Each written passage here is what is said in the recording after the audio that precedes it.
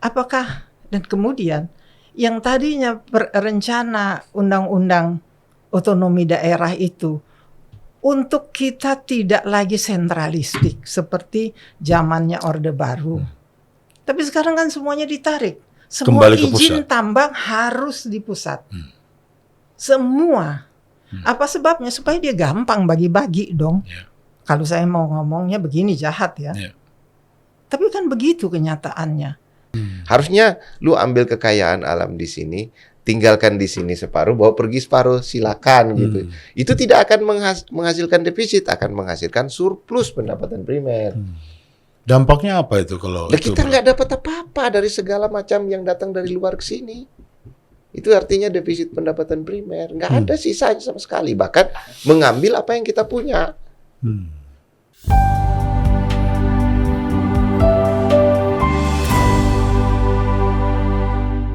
Selamat sore pemirsa, berjumpa kembali di Archipelago Club.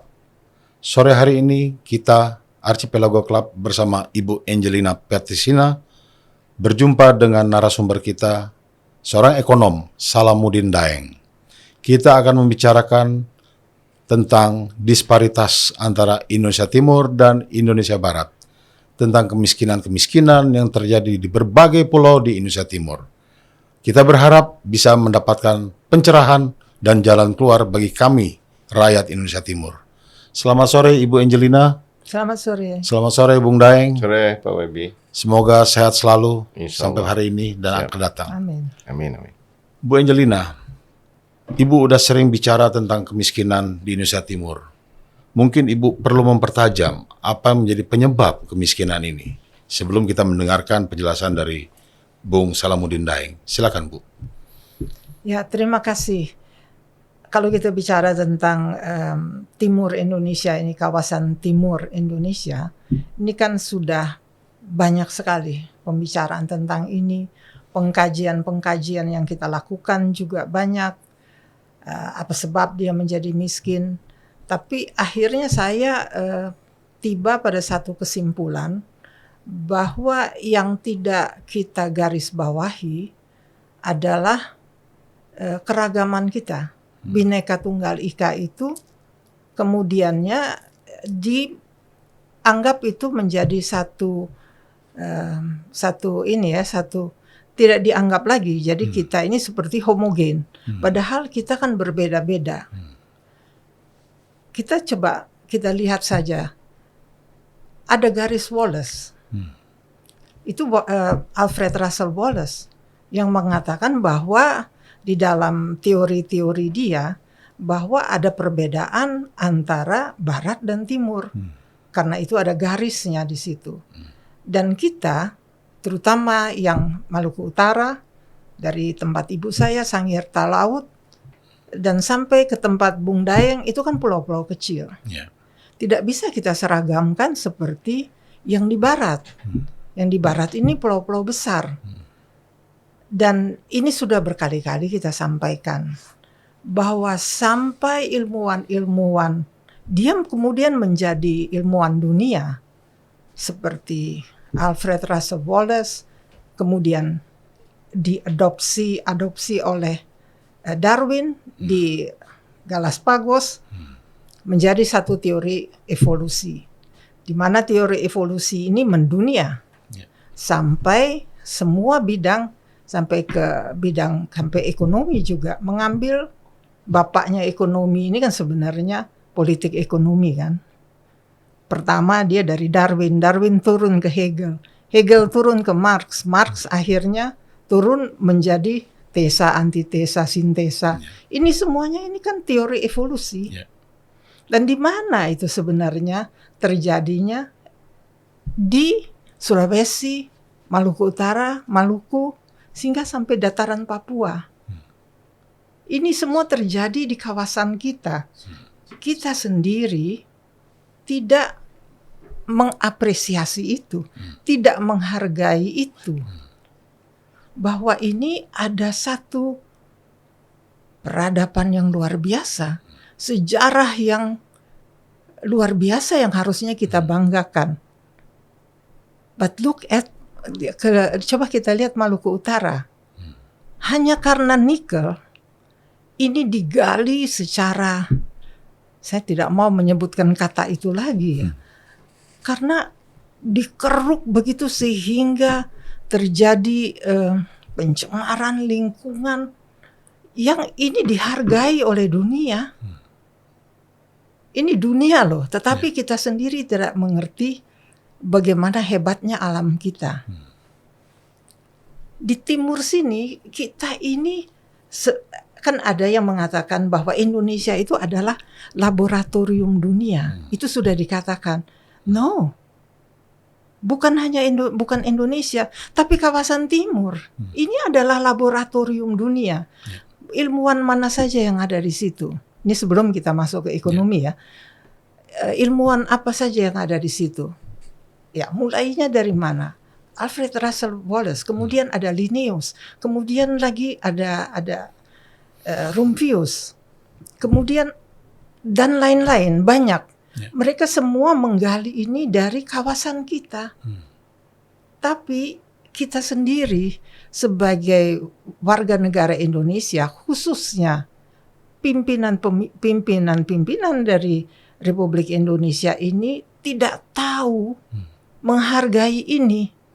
Ini adalah lack of knowledge tentang filsafat. Come on, kalau kita mau buat satu perencanaan pembangunan jangka panjang, ya kita harus tahu juga dong tentang sejarah kita, tentang filsafat kita, tentang ada suku Bajo di sini, yang dia tidak pernah punya KTP karena dia jalan-jalan terus dari atas ke bawah, dari berlayar bawah ke kemana-mana nih. Ya tidak bisa diseragamkan seperti pulau besar. Itu yang terjadi kemudian seperti pulau-pulau kecil di sini nih. Di Maluku. Mereka pikir nggak ada penghuninya mungkin, Bu. Kalau saya bilang tidak mengerti. Tidak mengerti. Ini yang menurut saya juga yang harus kita perbaiki juga. Makanya karena itu ya kita berkumpul di sini juga kan sudah beberapa kali ya kita bicara tentang kawasan timur, tapi kita akan menuju nanti pada satu diskusi tentang ini. Kalau yang dari barat tidak memperhatikan kita harus memberikan masukan kepada mereka. Ini kan bukannya kita Bhinneka Tunggal Ika nih, beragam-ragam tapi kita satu.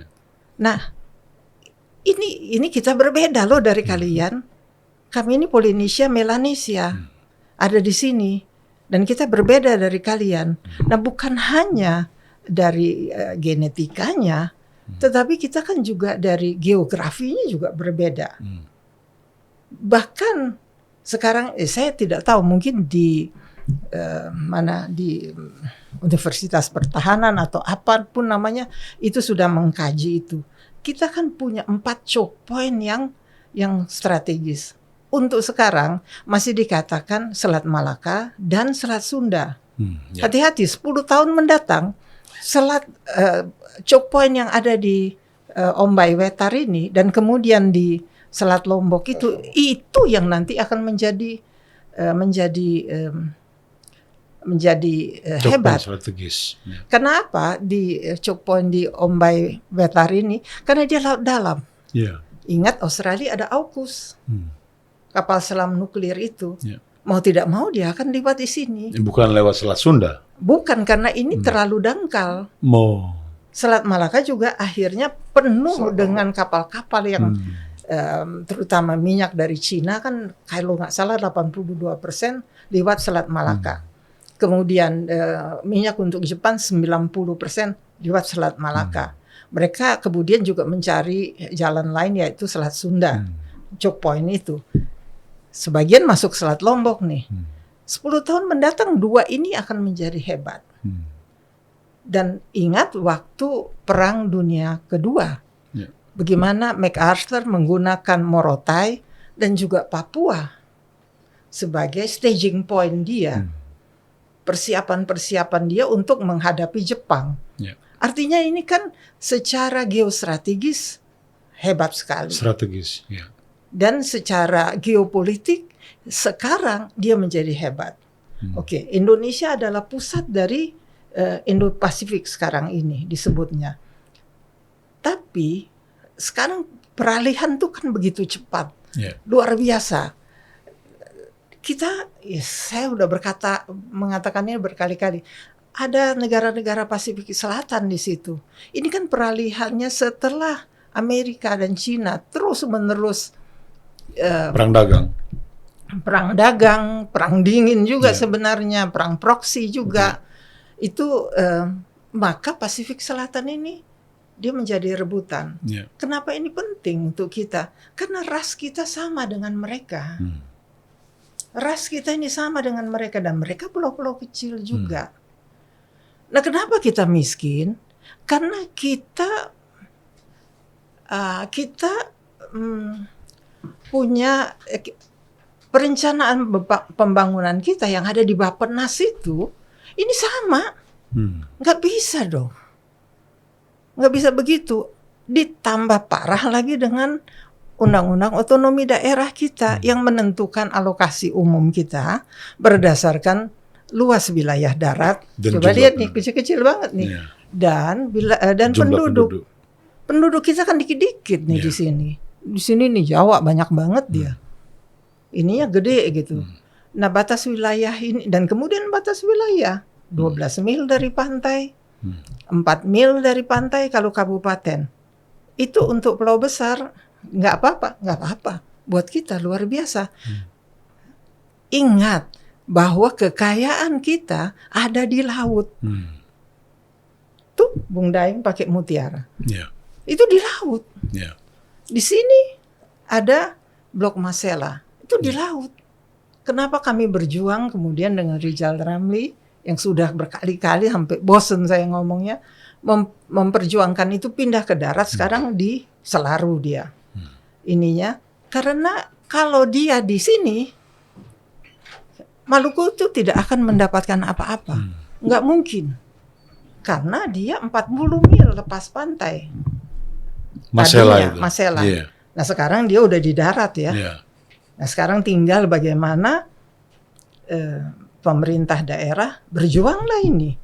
Karena kan banyak juga kenakalan-kenakalan dari oknum-oknum Di daerah. dan di pusat juga. Apalagi kalau kita melihat pengusaha-pengusahanya ini Ya, nanti pasti kan. dari pusat pengusahanya. Ya, ini tangan-tangan jahat kalau saya bilang. Seperti di Maluku Utara juga. Nah, apakah dan kemudian yang tadinya rencana undang-undang otonomi daerah itu untuk kita tidak lagi sentralistik seperti zamannya Orde Baru. Tapi sekarang kan semuanya ditarik. Semua Kembali ke izin pusat. tambang harus di pusat. Semua. Apa sebabnya? Supaya dia gampang bagi-bagi dong. Ya. Kalau saya mau ngomongnya begini jahat ya. Ya. Tapi kan begitu kenyataannya. We have You have we no don't right. kita nggak punya kita Nggak nggak punya bisa hak, ngomong ya. apa-apa tentang itu karena semua izin siapa yang boleh investasi itu sekarang semua di pusat. Nah, kalau saya bilang ini lagi tuh sekarang kalau kita lihat kita selalu bicara tentang KPK, nangkepin orang korupsi, yang lebih penting buat kita sekarang tuh KPPU, Komisi Pengawas Usaha. apa namanya? Persaingan usaha. Kenapa waktu itu tahun 99 itu dipikirkan bersamaan dengan KPK? Karena kita kan masuk ke era demokrasi kan.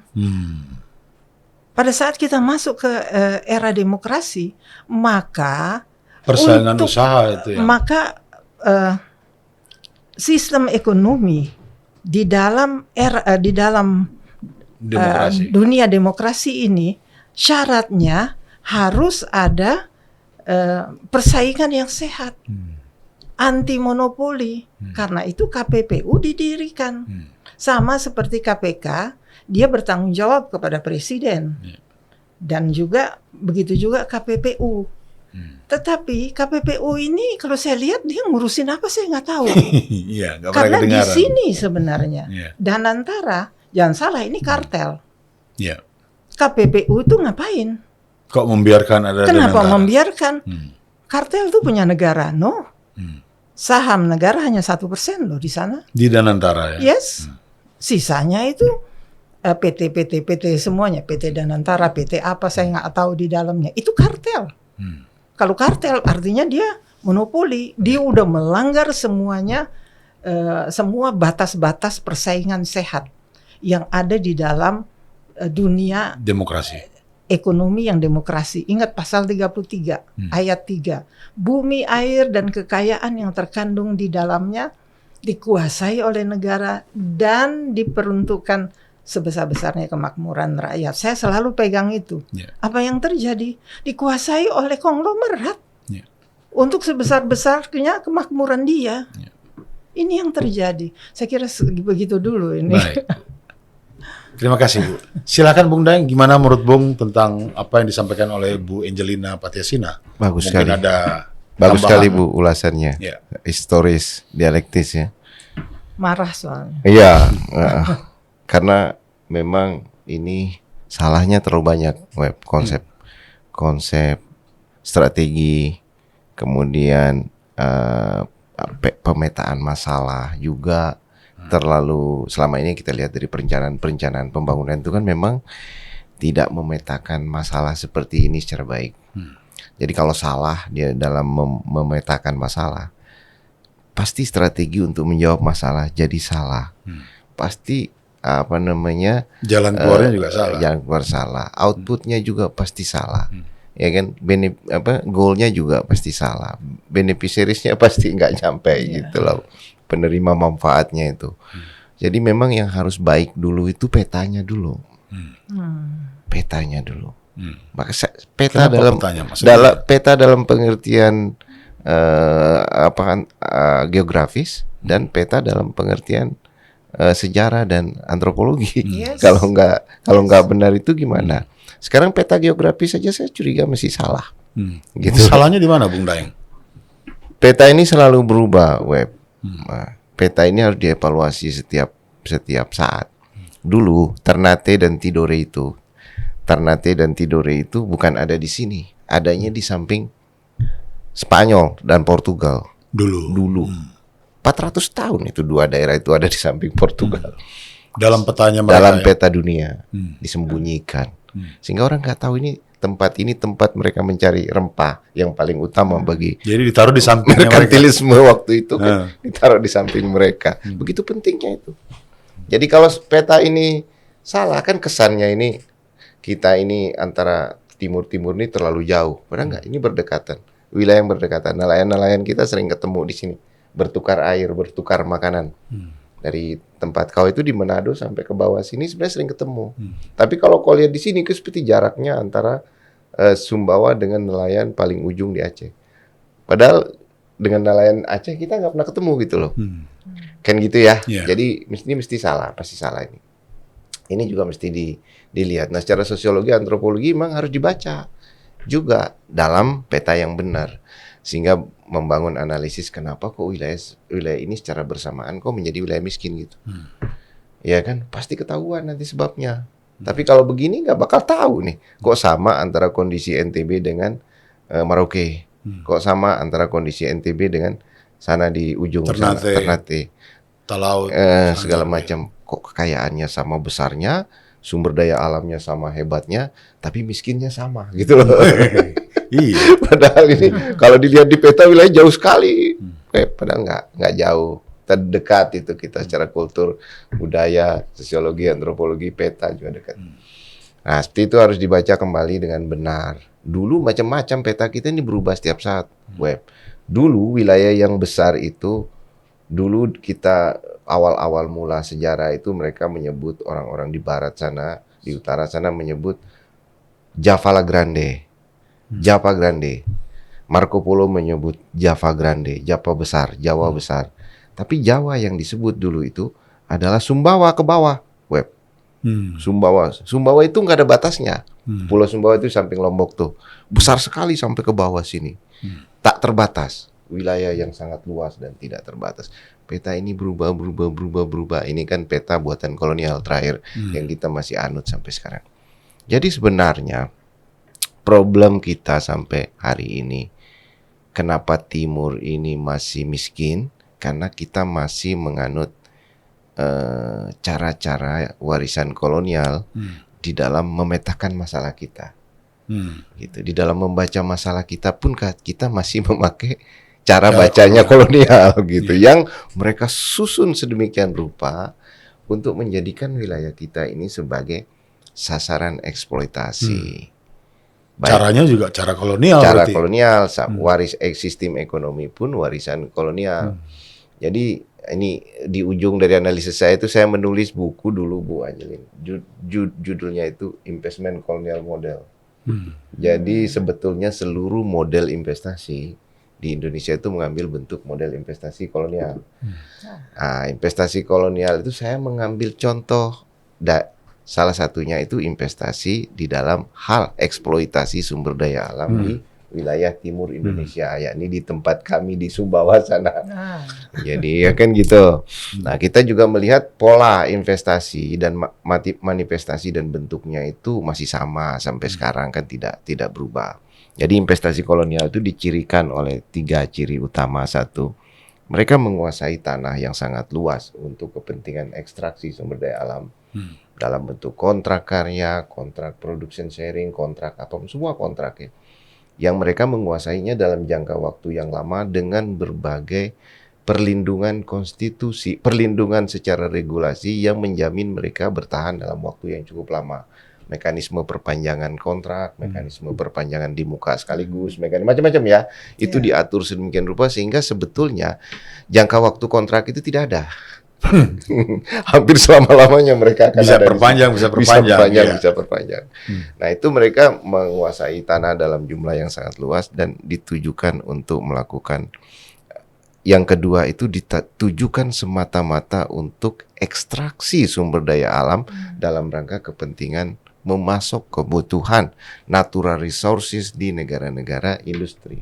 Nah, itu manifestasinya paling luas itu di wilayah timur. Misalnya pengerukan bahan tambang emas, perak, tembaga, nikel, pasir besi, besi sampai ke gas ya. Sampai ke gas, sampai ke minyak di kita itu banyak sekali.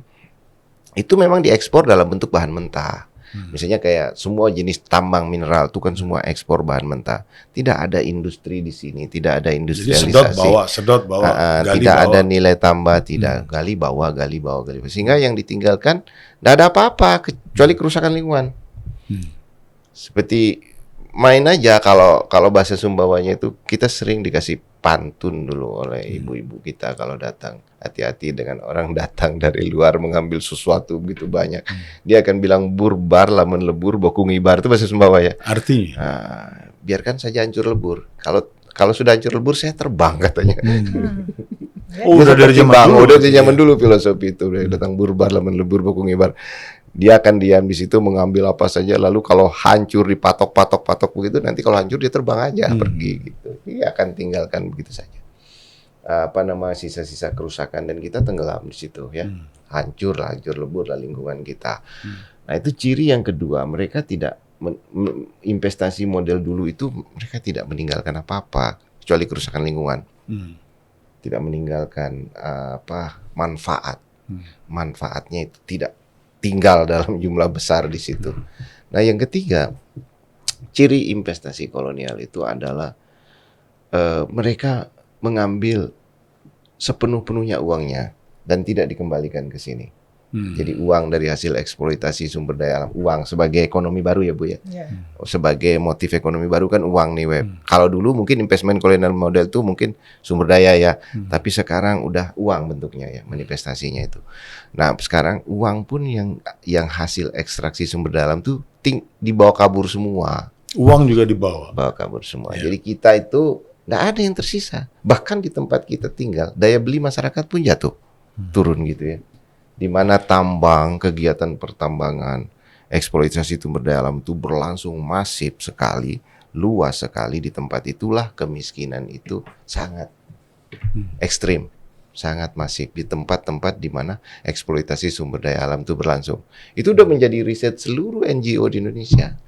Tapi kan mereka juga berkata bahwa mereka memberikan transfer teknologi. Kira-kira Sumber itu daya eksis apa enggak? sumber daya alam tidak ada itunya. Kalau industri Kan cuman keruk aja. pengolahan baru bisa Industri ekstraktif itu ya hanya begitu aja.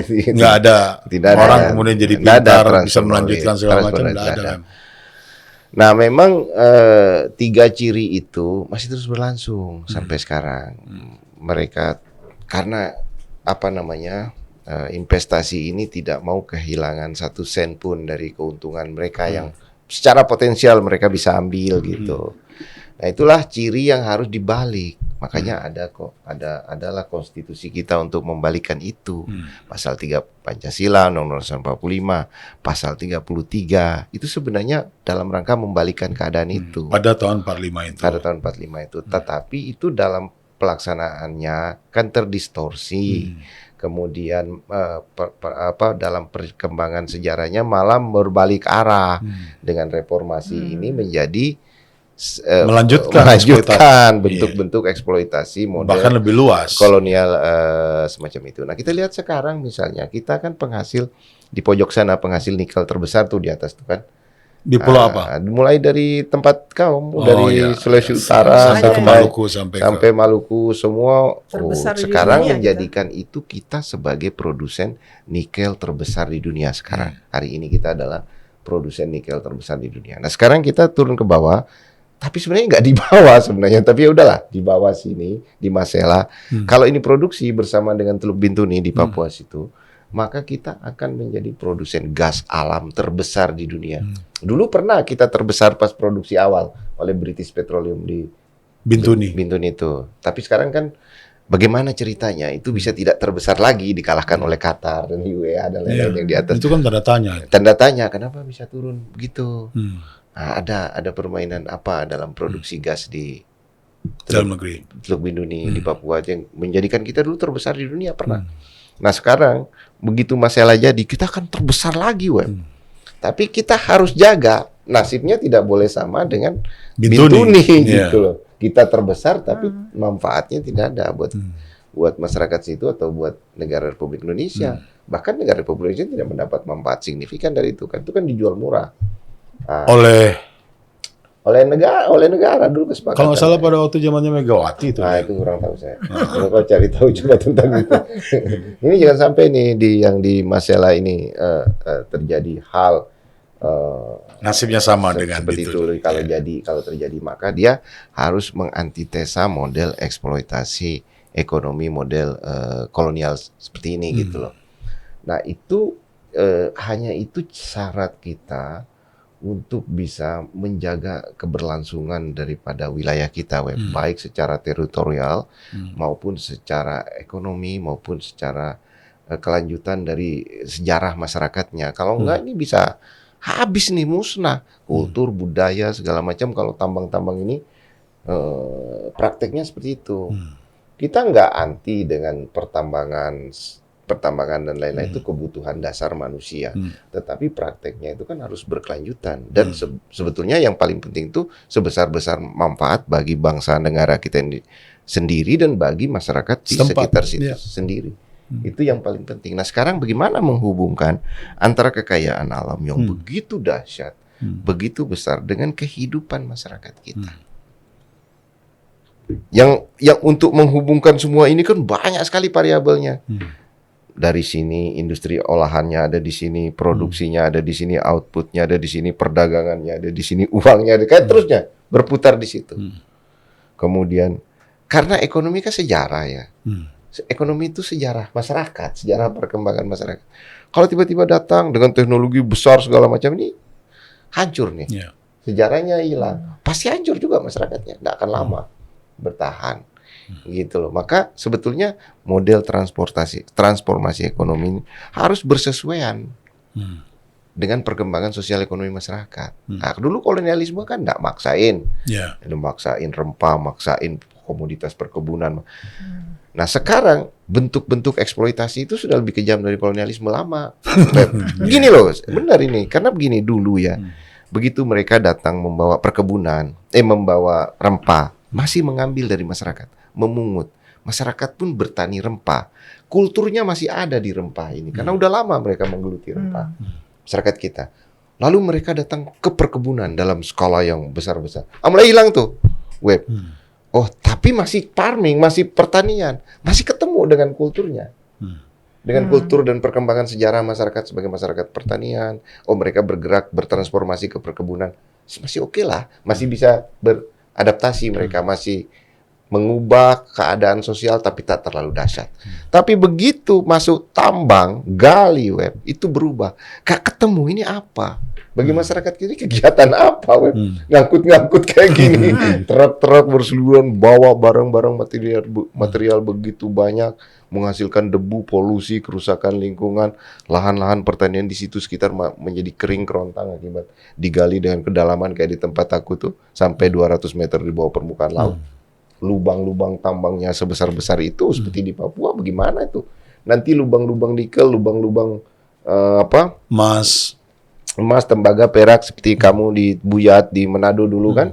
Itu digali dalam lubang-lubang yang besar gitu, gimana ndak hancur ini sekitar?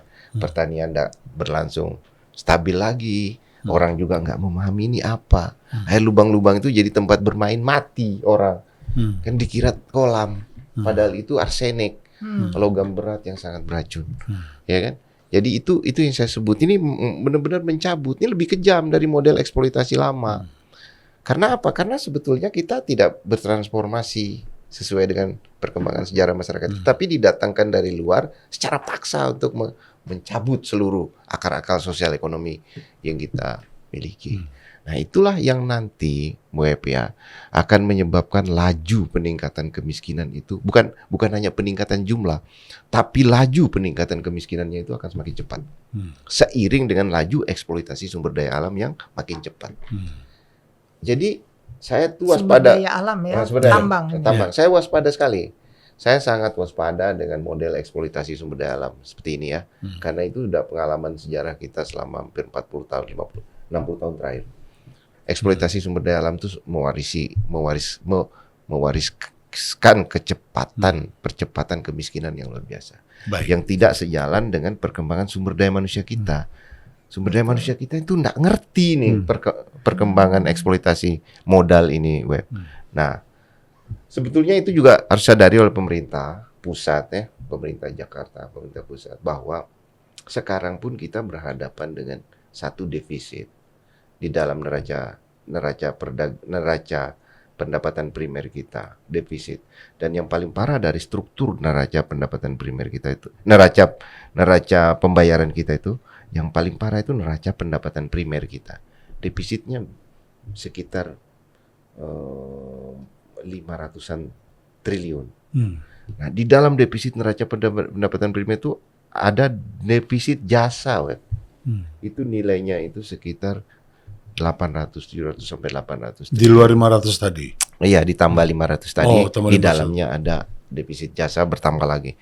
Tapi yang paling berat itu adalah defisit pendapatan primer itu mencerminkan satu keadaan di mana investasi asing yang masuk ke sini, utang luar negeri yang masuk ke sini, dan apapun model yang disebut sebagai investment yang datang ke sini itu membawa lebih besar lagi keluar. Itu yang disebut sebagai defisit primary income itu. Jadi dia membawanya lebih banyak sehingga menghasilkan angka defisit.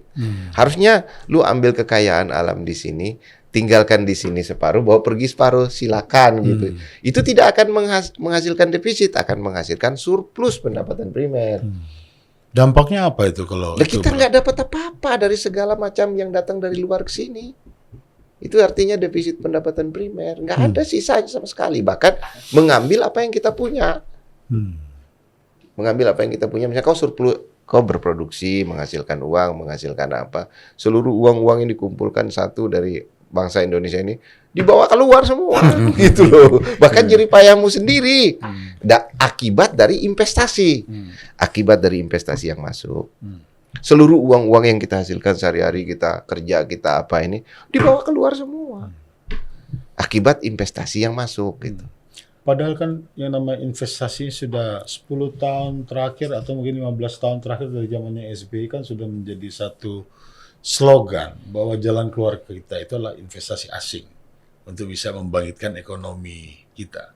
Menurut Bu Angelina gimana? Bagaimana kita menata atau bagaimana seharusnya pemerintah menata keadilan atau kesetaraan di Indonesia Timur ini dengan cara investasi ini? Kan nggak bisa kita tolak. Kita menolak investasi, udah nggak mungkin. Tapi bagaimana menatanya, Bu? Kalau menurut Ibu? Panjang ya. Kita dulu pada saat ya kita menganut sistem ekonomi liberal, kemudian dan sistem bisa kita ekonomi tolak. komando, ini sama. Iya. 650% kita inflasinya pada saat itu tinggi sekali. Di zaman Soekarno. Soekarno. Dan kemudian masuklah ke Liberal. Soeharto. Yang Ini namanya saya nggak tahu ekonomi Pancasila atau sistem ekonomi apa di Orde Baru ini. Nah ini yang membuka pintu untuk investasi asing masuk. Dengan harapan, karena dulu kan tertutup kita ini, dengan harapan bahwa investasi asing ini akan memacu pertumbuhan. Benar bahwa pertumbuhan kita saat itu tinggi. Di tahun 75 ke atas itu sekitar hanya di minyak aja, Bu, di sekitar tempat lain 8% karena itu namanya ada berkat dari oil boom. Jadi bonanza minyak orang sebutnya itu kan. Saya bilang itu kalau orang Sumatera bilang pucuk dicinta ulam tiba. Yang kita perlu waktu itu kan adalah industri minyak untuk memacu pertumbuhan ekonomi di Indonesia. Lahirlah Pertamina itu kan dari Permina ke Pertamina. Tapi bersamaan dengan itu di tahun 75-an ke atas ada kenaikan harga minyak dunia yang besar, yang tinggi sekali. Sehingga kita bisa mendapatkan oil boom tadi. Pertumbuhan ekonomi hingga 8%. Itulah yang mungkin ingin dicontoh oleh rejim-rejim berikut. Prabowo sekarang ini. Dan ini kan dicoba untuk bukan kalau Masela itu sudah tahun 2029, tapi dicoba lagi kan ke Seram karena di situ banyak sekali ternyata sumber daya alam, sumber daya tambang gas dan minyak. Seram Utara dan kemudian Bula juga ada. Di sini sekitar ini memang dia jalur, kalau gas itu kan dia punya alurnya, jalan dia sampai ke atas. Ada uratnya itu. Ini kan 25 blok sebenarnya sampai ke atas ini. 25 blok ya. 25 blok migas ini. Nah, ini yang mau dipacu untuk memacu pertumbuhan ekonomi 8%. yang dikatakan 8% ini. Yang saya bilang ini nanti tidak akan membawa manfaat untuk kita di Indonesia Timur karena dia pasti nanti akan industri ekstraktif. Nah, apa sebabnya tadi yang dikatakan Bung Dayeng itu, kenapa sampai hilang kita punya, malahan kekayaan kita dibawa, diangkut? Karena kalau contoh di Maluku Utara, ini kan turnkey project yang sebenarnya ini udah lama ditinggalkan. Dari tahun 70-an ini sebenarnya dulu ya. Sekarang sudah kalau turnkey project itu kan artinya sampai ke tukang parkirnya, sampai ke satpamnya semua dibawa lah itu. Dari Tiongkok. Ini kan begitu di sini. Di Maluku Utara. Sekarang tuh sebenarnya nggak boleh. Yang saya tahu. Tapi itu kan terjadi. Sehingga apa yang tertinggal untuk kita? Apa pembelajaran apa yang bisa? Tidak ada. Dan kemudian juga tidak ada industri ikutan. Misalnya itu industri rumah tangga. Atau industri apa yang tertinggal di Maluku Utara tuh nggak ada. Mereka angkut habis semuanya. Yang ada tuh lobang-lobang segede apa itu nanti di sana. Dan hancur semua peradaban kita yang luar biasa hebatnya di sana. Yang sudah ratusan tahun. Ratusan tahun itu. Hilang begitu saja. Nah, ini yang sebenarnya harus kita perjuangkan. Karena itu ya kita ini kan membuat mulai dari awal sekarang ini ya melalui podcast ini, tetapi kan ini kita akan dorong mengumpulkan ini menjadi satu diskusi dan akhirnya mungkin kita buat suatu seminar untuk kita memikirkan bagaimana sih pembangunan kita ini. Kita nggak bisa diseragamkan lagi karena kita kan sudah belajar dari dulu-dulu bahwa penyeragaman yang begini akan memiskinkan kita. Ini pasti kita miskin. Nggak mungkin kita mau keluar dari situ, nggak bisa. Ya, proposal yang bisa Ibu sampaikan untuk bisa menata kembali. Kita harus ada roadmap. kita Indonesia Timur, yang Harus punya Maluku roadmap misalnya sendiri. punya roadmap sendiri. Pemimpin di daerah juga harus punya roadmap sendiri. Mau apa kita ke depan? Padahal kawasan ini sangat penting Iya. karena sudah adanya sekarang ini, apalagi udah ada BRICS lagi. BRICS itu nggak jauh-jauh di sini dia nih. Iya. Amerika Latin itu kan, Iya. Brazil di situ, Iya. Cina di atas. Cina di atas, Iya. ada Rusia, Iya. ada India lagi. Sebenarnya kita ini kan, hebat sekali. Iya. Posisi kita itu secara geostrategis juga hebat. Iya. Tapi kita tidak mengerti bagaimana cara mengelola ini. Karena kita sibuk dengan diri kita sendiri. Tapi saya ingin keluar dari situ. Kita buat ini sendiri Roadmap lah. tadi itu ya. Roadmap tadi Iya. untuk bagaimana caranya. Baik, Bu. Gimana, Bung Daeng? Kira-kira bagaimana kita menata kembali ini? Ya, teori-teori yang kita pakai selama ini untuk mengerjakan ini semua memang harus diubah, Web. Dari teorinya. Semua dari kerangka berpikirnya, dari cara berpikirnya, dari teori yang kita pakai, formula yang kita pakai. Saya kasih contoh nih sederhana. Kalau kita mengukur ekonomi kita, kemajuannya berdasarkan growth, pertumbuhan ekonomi, berdasarkan total output yang diukur dengan GDP, Gross Domestic Product. Ini pasti diangkut semua ini kekayaan alam kan, dan tidak akan ada sisa di kita. Karena ukurannya itu total output yang dihasilkan dalam ekonomi, itu menentukan growth kamu, itu menentukan bagaimana orang luar menilai tentang perekonomian nasional kamu. Nah, sementara kita ini dari waktu ke waktu, dari zaman ke zaman, yang nama pertumbuhan ekonomi itu selalu ditopang oleh ekstraksi sumber daya alam dan ekspor sumber daya alam. Yang ekspor yang bernilai tambah rendah tadi itu yang tidak ada apa-apanya di dalam tuh. Jadi sepanjang itu logika itu dipakai, maka nggak ada batas bagi eksploitasi sumber daya alam, dan tidak akan ada manfaat dari eksploitasi itu terhadap kesejahteraan masyarakat. Terus teori apa teorinya yang diubah? menjadi? Yo, banyak pilihan-pilihan cara pandang Harus ada ekonomi dua ini. yang dapat Yang di barat berbeda, yang kita berbeda. yang dapat dibangun. Jadi kalau kita masih mengandalkan alat ukur itu sebagai untuk mengukur kemajuan atau pertumbuhan ekonomi kita, pasti itu akan rusak, pasti itu akan salah, dan pasti hasilnya akan sama. Hasilnya akan sama, ini wilayah-wilayah akan tetap miskin. Nah sekarang kalau kamu ubah cara pandang itu dengan cara yang lain di dalam menata kembali tata cara kita berhubungan dengan alam dan lingkungan kita dalam rangka menopang keberlanjutan ekonomi kita, pasti kita nggak mau pakai growth. Pasti kita akan menggunakan indikator yang lain dalam mengukur kemajuan ekonomi kita. Misalnya saya kasih contoh ilustrasi sederhana. Kalau kita mengukur kemajuan ekonomi kita berdasarkan yang disebut maju itu jika sustainability, misalnya gitu. Orang lain memandang Indonesia, kemajuan Indonesia diukur dari sustainability dalam lingkungannya. Kan itu ukuran yang berbeda. Jadi ukurannya bukan eksploitasi, ekstraksi, tapi ukurannya seberapa baik kamu dalam mengelola alam dan lingkungan kamu untuk tetap berlanjut dalam rangka memberi makan dirimu dan orang luar. Kita bisa beri makan dunia dari sini, Web, dari lingkungan ini. Kita kasih makan dunia dengan ikan, misalnya ya, itu dari lingkungan yang besar tuh bisa. Wow, komoditas perikanannya di sini luar biasa besarnya. Gak tertandingi, nggak ada yang bisa menandinginya di dunia sampai ke selatan sini ya, selatan Sumbawa sampai ke selatan Jawa, di bawah di Pelabuhan Ratu yang dekat-dekat NTB situ, dari Lombok sampai ke bawah sini.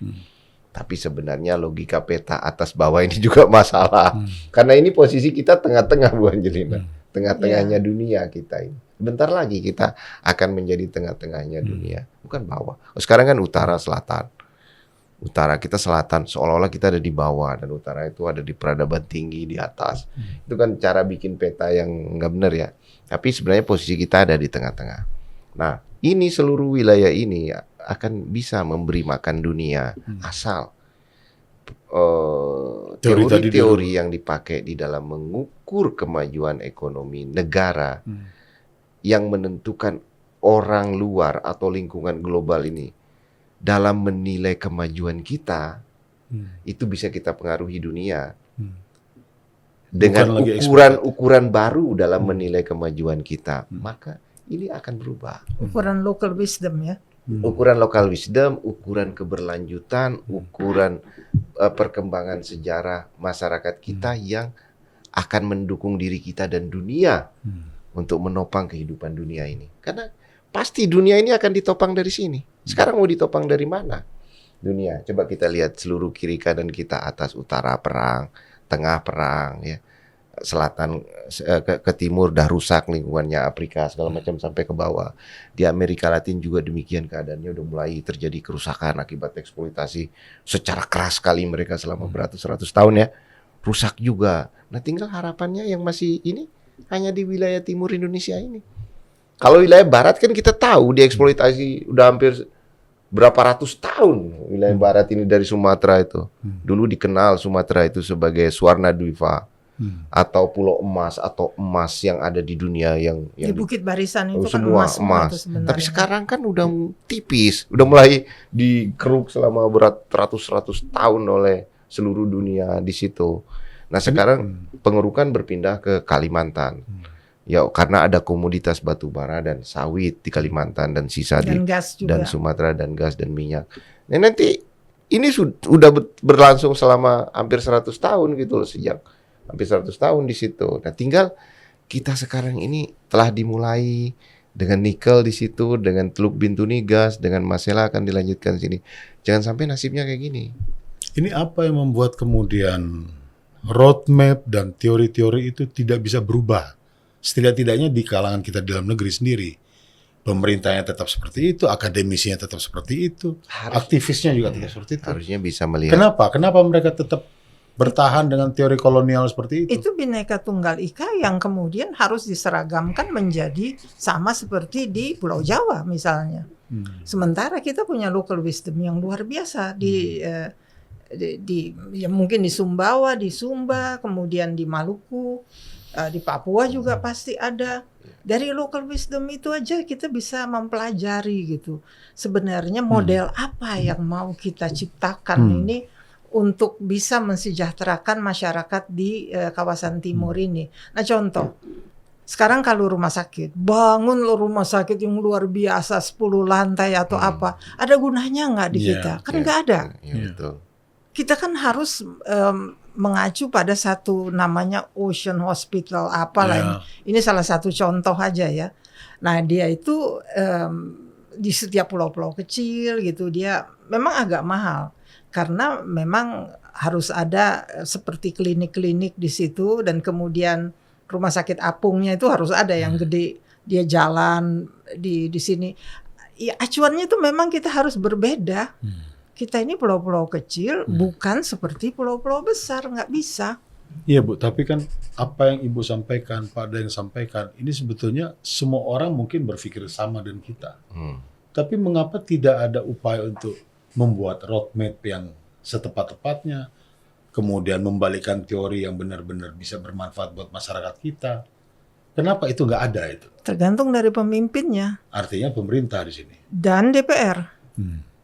Dan DPR. Kalau DPR sudahlah, kita mau ngarepin apa kan? Tapi pemerintah ini seharusnya kan dia udah punya, kayak Jokowi punya visi sekian 10 tahun, Prabowo punya visi sekian 10 tahun, SBY juga demikian. Tapi ini tetap memakai cara pandang lama, roadmap-nya mereka yang lama. Apakah dia teori-teori mengerti? yang lama. Apakah dia mengerti yang membuat visi misi ini siapa? Ini dulu. Apakah itu dari dia sendiri? Ya kalau Prabowo. Kalau menurut Ibu, siapa yang bikin? Ya banyak yang punya kepentingan ya dan tenaga ahli dan kemudian diselipin macam-macam. Tapi kalau menurut saya begini. Kita ini butuh sebenarnya otonomi yang seluas-luasnya untuk kita, untuk menata wilayah-wilayah masing-masing. Ya, menata pembangunan kita itu di situ. Kalau enggak, dan penyeragaman ini sepertinya ini satu, ini sangat sakral ya. Dia lari sedikit dari itu, udah dianggap kita makar, separatis gitu misalnya. Padahal maksud kita ini untuk sejahtera. Karena selama ini lo juga nggak bisa bikin kami sejahtera sini. Yeah. Mampu nggak ini berapa tahun? 80 80 kemerdekaan Republik Indonesia. kok kami miskin terus? Ya. Boleh dong kita bilang, ya kalau gitu kasih kita otonomi seluas-luasnya, kita tata nih sendiri nih. Bisa. Gimana Bung Dayang otonomi seluas-luasnya ini menurut Bung? Pertanyaan Web ini berat sekali. Karena dia menanyakan dari mana kita harus memulai memperbaiki ini ya. Bu Angelina menawarkan otonomi seluas-luasnya. Dari mana memulai ini? Kira-kira dari mana? Gitu ya. Kalau langsung kepada strateginya, mungkin nanti dulu. Coba kita petakan dulu. Dalam beberapa bulan di awal-awal ini, kita tuntaskan petanya dulu. Petanya, roadmap-nya. Jadi termasuk misalnya mengidentifikasi masalahnya dulu.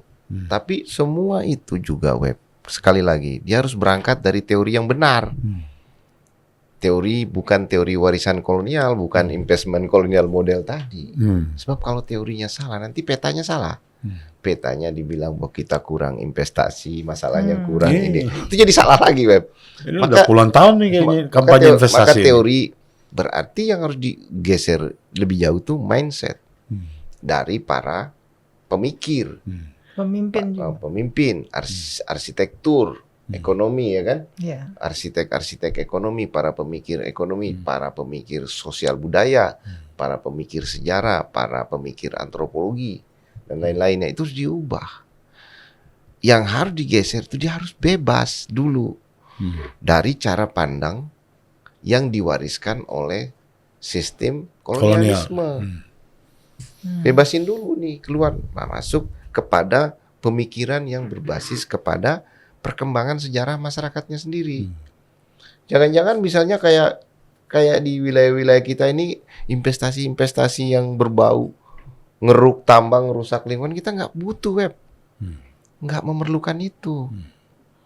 Kebanyakan bukan kepentingan masyarakat setempat kan? Bukan, itu mengerikan malah. Misalnya jangan-jangan bukan itu kebutuhannya. Kalau misalnya ada orang minta tolong dari luar karena membutuhkan itu untuk kepentingan industri mereka, berarti itu harus dilakukan dengan kerjasama yang benar. Oke, kami tolong kalian, tapi begini ya caranya. Kami akan kasih ini. Sama-sama untung. Tapi nggak boleh banyak-banyak, nggak boleh besar-besar Web, karena dia itu berhubungan sangat kuat dengan keberlangsungan daripada local wisdomnya itu, daripada keberlangsungan ekonomi, sosial, budaya, lingkungan dan segala macamnya itu. Sekali keruk tambang di tempat itu, sekali itu berubah segalanya. Berubah segalanya. Pasti. Masyarakatnya berubah, cara berpikirnya berubah. Kacau itu otaknya, kacau, nggak paham, segila dia Web. Nggak paham ini perkembangan apa. Perkembangan yang tidak sejalan dengan dialektika sejarahnya sendiri gitu loh. Nah itu yang membuat ini tidak bisa berlanjut. Model eksploitasi begini berlanjut. Begitu nanti ditinggalkan bisa musnah loh orang di situ. Nah dialektika ini mesti masuk nanti ke sintesa. Jadi nggak ada perubahan yang berkait langsung dengan dia di situ gitu. Jadi menurut saya roadmap-nya ini harus ditata ulang. Sebetulnya nanti kita akan ketemu pokok daripada masalah kita itu di situ itu apa. Nah setelah itu kita akan jawab dengan strategi bagaimana kita keluar dari menjawab pokok masalah kita yang ada di situ. Kalau masalah cuma uang Web, cuma ekonomi uang, ya kita kan selama ini diperdaya oleh uang. Teman kita, kawan kita di sana di Amerika sana printing uang Web, pakai beli bahan tambang di sini. Gila kau, menukar bahan tambang yang sedemikian berharga dengan kertas gitu yang diprinting oleh mereka. Itu kan kegilaan. Itu kan sebenarnya kebodohan, tapi kan kenyataan. Nah, kalau masalah, berarti masalah kita di sini bukan uang, gitu loh. Oke, kalau misalnya ternyata kita punya kesempatan bicara langsung dengan RI1, apa yang kita bicarakan? Apa yang akan kita sampaikan yang paling penting yang harus kita sampaikan? Kira-kira gimana, Bu? Ya kemiskinan ini, dan ini puluhan tahun, yang saya bilang sistemik. Kalau sistemik, dia kan berarti yang ini kan bukan struktural, ini sistemik, berarti kan ini harus ada perombakan di dalam pembangunan. Nah, tadi kan kita bicara itu di tataran teori memang gampang. Tapi kalau kita masuk ke bawah, ada beberapa nanti itu yang disebut tadi dialektika dari local wisdom itu untuk masuk dia ke dunia modern yang kita sekarang di Jakarta ini duduk yang biasa tiap hari. Ingat loh, kalau di sana tuh kadang-kadang ini kalau kita mau dari step by step kita mau menuju, kita mau mempetakan jalan untuk perbaikan di kawasan timur ya. Misalnya ada, kalau saya yakin di Sumbawa juga ada itu yang namanya sasi lompa. Jadi ikan tuh yang nanti dia sampai ribuan datang gitu. Iya betul. Nah, itu kan salah satu local wisdom. Tapi itu kan nggak tiap hari. Sementara kita sudah terbiasa dengan waktu kan. Mereka tidak itu. Mereka menunggu alam tuh memberikan signal melalui kewang-kewangnya, melalui pawang ya mungkin kalau di sini bilangnya. Kapan itu nanti ikan itu dia datang berkerumun gitu. Nah di situ nanti kewangnya. Ini yang kita harus pelajari, dan juga ini kalau satu-satu kita mau menata kembali ya, itu mesti kita lihat nanti sintesanya di mana dia nih untuk bisa kita terapkan di zaman kita sekarang.